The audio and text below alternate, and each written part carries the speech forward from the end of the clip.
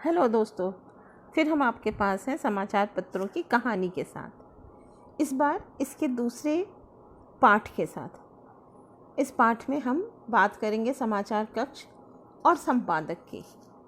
बच्चों, यह ध्यान रखिएगा कि यह किताब काफ़ी पहले लिखी गई थी। अब स्ट्रक्चर कुछ बदल गया है, बट फिर भी इसमें आपको बहुत सारी जानकारी मिलेगी। तो चलिए देखते हैं इस किताब में क्या है समाचार कक्ष और संपादक के बारे में। समाचार पत्रों में समाचार कक्ष बहुत महत्वपूर्ण होता है। यह वह जगह होती है जहां नगर, देश और पूरे विश्व से समाचार प्राप्त होते हैं। यहीं से रिपोर्टर अपनी रिपोर्ट के लिए सामग्री चयन करने के लिए बाहर जाते हैं और यहीं वे अपना समाचार या प्रबंध लाते हैं या टेलीफोन पर अपनी रिपोर्ट भेजते हैं। यहाँ टेलीप्रिंटर मशीन दिन रात चलती रहती है, जिससे देश के प्रमुख केंद्रों और सारी दुनिया के समाचार प्राप्त होते रहते हैं। जिला मुख्यालय भी टेलीप्रिंटर के माध्यम से जुड़े होते हैं और वहाँ से भी समाचार प्राप्त होते हैं। टेलीप्रिंटर मशीन टाइपराइटर की तरह की मशीन होती है, जो या तो बिजली से या रेडियो तरंगों से चलती है। जब कोई ऑपरेटर टेलीप्रिंटर मशीन पर किसी नगर, उदाहरणार्थ दिल्ली में टाइप करता है, तो वह संवाद साथ साथ न सिर्फ देश बल्कि सारी दुनिया से जुड़े हुए समाचार पत्र कार्यालयों को प्राप्त होता रहता है। समाचार प्रेस विज्ञप्ति के माध्यम से भी प्राप्त होते हैं। ये प्रेस विज्ञप्तियाँ सरकार तथा औद्योगिक अथवा व्यापारिक प्रतिष्ठानों द्वारा जारी की जाती है। इनके माध्यम से वे अपने अपने समाचार प्रेस को जारी करते हैं। समाचार एजेंसियों से भी प्राप्त होते हैं। समाचार एजेंसियों के अपने संवाददाता और रिपोर्टर होते हैं, जो अपनी अपनी जगह से केंद्रीय कार्यालय को समाचार भेजते हैं।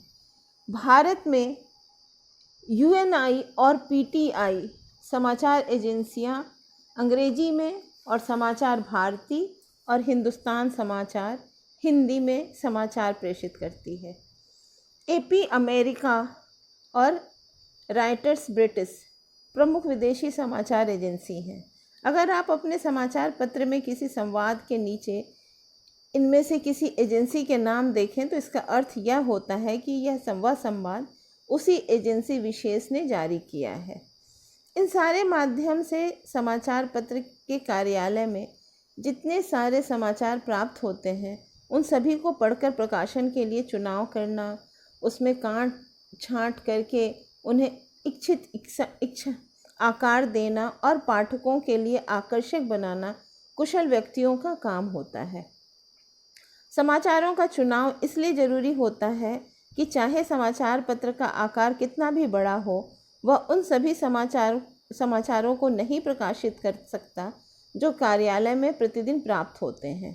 अक्सर समाचार पत्र में जितनी जगह होती है, उससे दुगने से भी अधिक समाचार पत्र के कार्यालय में प्रतिदिन प्राप्त होते हैं। इसलिए उचित निर्देश और संपादकीय नेतृत्व का बड़ा महत्व है। किसी भी समाचार पत्र में बहुत तरह की सामग्री रहती है।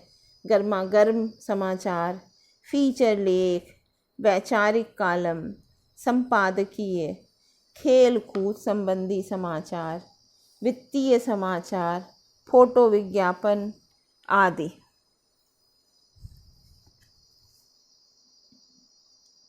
इसलिए अगले दिन क्या क्या छपेगा, इसका निर्णय करने के लिए किसी एक पद्धति का होना जरूरी है। चाहे यह काम सामान्यतः बैठकें करके किया जाता है।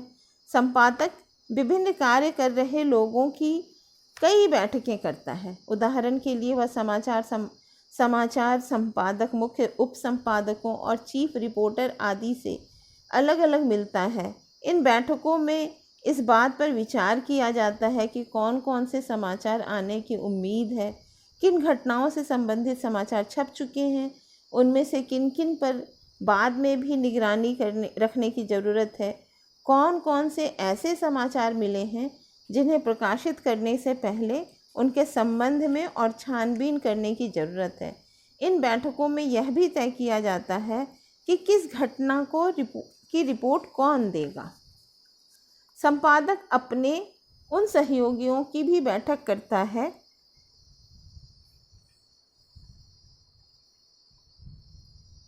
जो संपादकीय लिखते हैं। उन संपादकीय लेखों में सामाजिक विषयों पर टिप्पणी की जाती है। बैठक में यह तय किया जाता है कि अगले दिन किन विषय पर टिप्पणी लिखी जाए।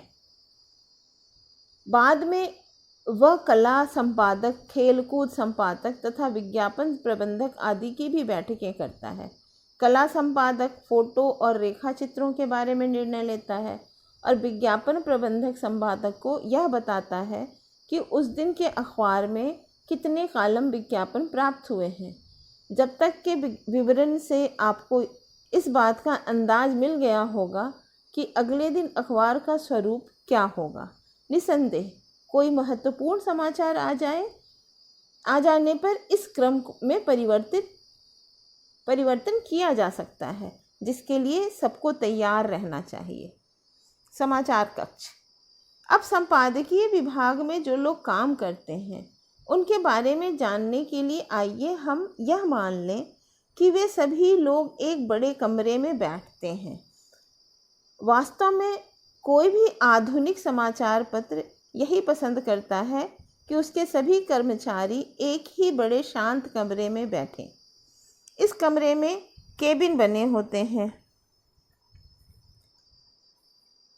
अक्सर लोग शीशे के केबिन में बैठते हैं। इन केबिनों में बैठने के बावजूद सब एक दूसरे को देख सकता है। कमरे का शांत रहना इसलिए संभव होता है कि प्रेस में लगी आधुनिक इलेक्ट्रॉनिक मशीनें ज़्यादा आवाज़ नहीं पैदा करती। कमरा दो भाग में बंटा होता है। एक भाग में समाचार लाने वाले और उससे रिपोर्ट तैयार करने वाले संवाददाता बैठते हैं और दूसरे भाग में समाचारों का संपादन करने वाले उप संपादक। रिपोर्टर वे लोग होते हैं जो मौके पर जाकर दैनिक डायरी में पहले से ही दर्ज की गई घटनाओं की रिपोर्ट तैयार करते हैं। उन्हें कभी कभी पहले से निर्धारित विषयों पर फीचर लेख भी लिखने पड़ते हैं और पहले घटित घटनाओं से संबंधित गतिविधियों पर निगरानी भी रखनी पड़ती है। कुछ रिपोर्टर भ्रष्टाचार और कुकर्मों आदि की छानबीन कर उस पर रिपोर्ट तैयार करते हैं। इसके लिए कभी कभी उन्हें जनता से प्रशंसा भी मिलती है। नया रिपोर्टर सबसे पहले कुछ नियत जगहों की रिपोर्टिंग करता है, जैसे अपराध, अदालत, नगर पालिका। इसके लिए उसे इन जगहों के चक्कर लगाने पड़ते हैं। अब तो कुछ महिला रिपोर्टर भी समाचार पत्रों में काम करने लगी हैं और उन्होंने यह सिद्ध किया है कि इस कार्य में वो अपने पुरुष सहयोगियों से किसी भी प्रकार कम नहीं पड़ती। प्रतिदिन विभिन्न जगहों के चक्कर लगाने से शुरू करके नया रिपोर्टर धीरे धीरे किसी क्षेत्र विशेष में विशेषज्ञता प्राप्त कर लेता है। खेलकूद रिपोर्टर केवल खेलकूद की रिपोर्टिंग करता है तो अपराध रिपोर्टर केवल अपराधों की। इस तरह अपराध रिपोर्टर का धीरे धीरे पुलिस और अपराधियों से परिचय हो जाता है, जो उसके काम में उपयोगी सिद्ध होते हैं।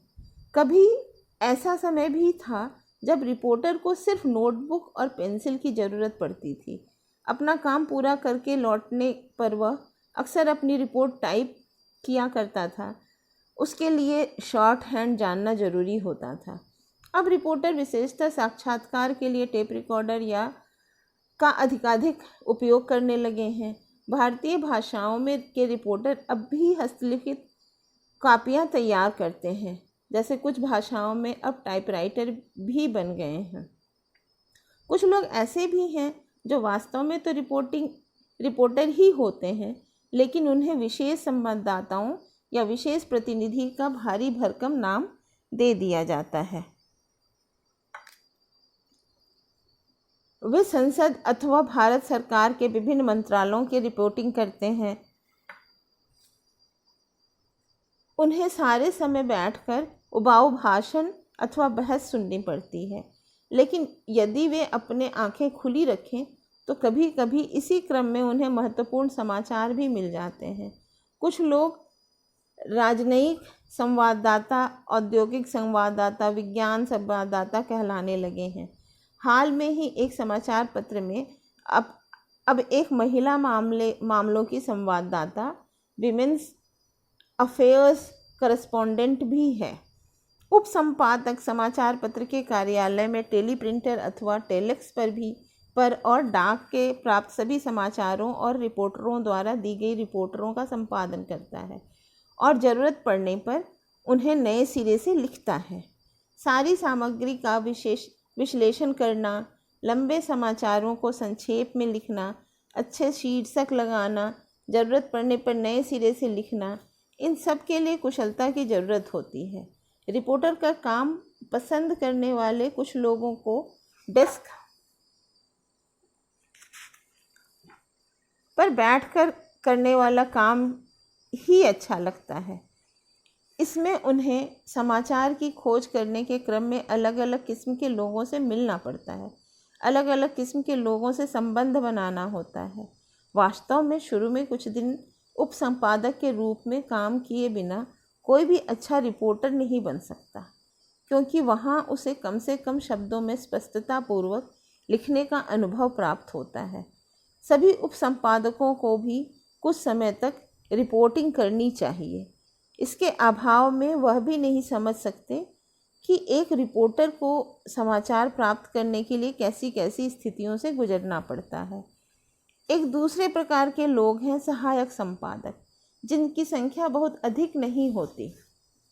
वे संपादकीय टिप्पणियाँ तथा कभी कभी लेख भी लिखते हैं। इसके अलावा वे पाठकों के पत्रों तथा बाहर से प्राप्त लेखों का संपादन करते हैं। अक्सर सभी पत्रों में एक सहायक संपादक पर रविवारीय पृष्ठ की सामग्री का संपादन का भार होता है।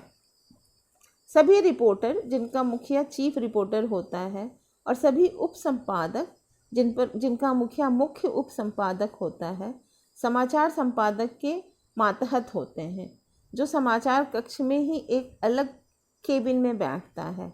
समाचार संपादक ही सामान्यतः अन्य नगरों में काम कर रहे संवाददाताओं के काम की देखभाल करता है और उस पर नियंत्रण करता है। समाचार पत्र जितना बड़ा होता है उतना ही बड़ा उसका संगठन होता है। उनमें उप समाचार संपादक, विज्ञान संपादक, चित्र संपादक आदि भी होते हैं, लेकिन इन सभी का नेता संपादक होता है, जो इन सभी के कामों में समन्वय स्थापित करता है। संपादन के काम की तुलना किसी ऑर्केस्ट्रा के कंडक्टर से करना उचित होगा। ऑर्केस्ट्रा के सभी वादक अपने अलग अलग वाद्य यंत्र बजाते हैं, लेकिन इनका निर्देशक कंडक्टर करता है, जो यह देखता है कि सभी अपने अपने यंत्र सुर में बजा रहे हैं या नहीं। संपादक भी समाचार कक्ष में ही एक अलग केबिन में बैठता है। अलग अलग पत्रों के समाचार संपादक अलग अलग काम कर सकते हैं। यदि किसी पत्र में वह लिखने, निर्णय लेने, संपादकीय लेखों को स्वीकृति देने और संपादकीय पृष्ठ पर सामान्य नियंत्रण रखने का काम करता है और शेष काम अपने सहयोगियों पर छोड़ देता है, तो किसी दूसरे पत्र में संपादक अधिकतर अपना अधिकांशतः समय और शक्ति इस काम में लगा सकता है कि समाचारों को किस प्रकार से व्यवस्थित रूप में लगाया जाए और किन किन मुख्य विषयों पर अपने विचार प्रस्तुत किए जाएं। इसी काम में उसका इतना समय और शक्ति खर्च हो जाती है कि उसे एक पंक्ति भी लिखने का समय नहीं मिलता।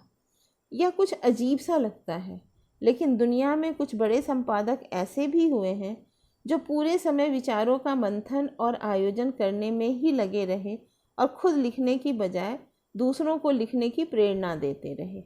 लेकिन भारत में संपादक अक्सर योजनाएं बनाकर संपादकीय लिखने का ही काम करता है। कुछ देशों में योजनाएं बनाने के काम को अच्छा समझा जाता है। अब कुछ भारतीय संपादक भी इसी ढंग पर काम करने की कोशिश कर रहे हैं। धन्यवाद।